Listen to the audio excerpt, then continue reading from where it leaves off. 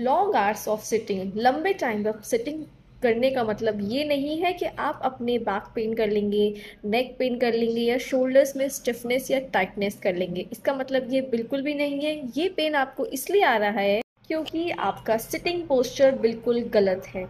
और सही posture maintain करने के लिए आपको कुछ चीज़ों का ध्यान रखना बहुत ज़रूरी है। तो आज मैं आपको बताऊंगी कि आपका सिटिंग पोस्चर करेक्ट कैसे होना चाहिए, क्योंकि अगर आपका सिटिंग पोस्चर करेक्ट होता है तो आपका पेन, आपकी स्टिफनेस, आपकी स्वेलिंग, आपकी बॉडी में टाइटनेस, मसल की टाइटनेस या और बहुत सारी चीज़ें बिल्कुल कम हो जाती हैं। यहाँ तक कि आपका ब्लड का सर्कुलेशन भी काफ़ी हद तक एक्टिव रहता है।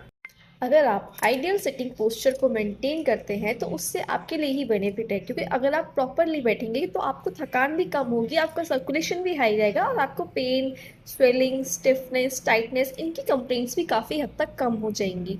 तो मैं आपको एक डायग्राम दिखाऊंगी जिसमें आपको मैं ये बताऊंगी कि आपको अपनी बॉडी को कैसे ठीक रखना है, अपनी पोस्चर को कैसे सही रखना है। लाइक आपको अपनी चिन तक ऐसे नॉर्मल स्ट्रेट रखनी है, अपनी बैक पूरी स्ट्रेट रखनी है, आगे स्लाउटिंग पोस्चर नहीं रखना है, अपनी एल्बोज को 90 डिग्री पे रखना है, देन अपनी नेक को स्ट्रेट रखना है, अपने हैंड्स को प्रॉपर 90 डिग्री पे रखना है कि आपको ज़्यादा लिफ्ट अप या लिफ्ट डाउन ना करना पड़े या नीचे बेंड ना होना पड़े, क्योंकि ये सब चीज़ें आपकी पोस्चर को काफ़ी हद तक ख़राब करती हैं।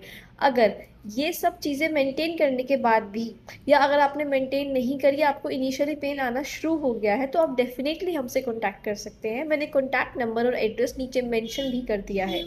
Thank you. Stay tuned.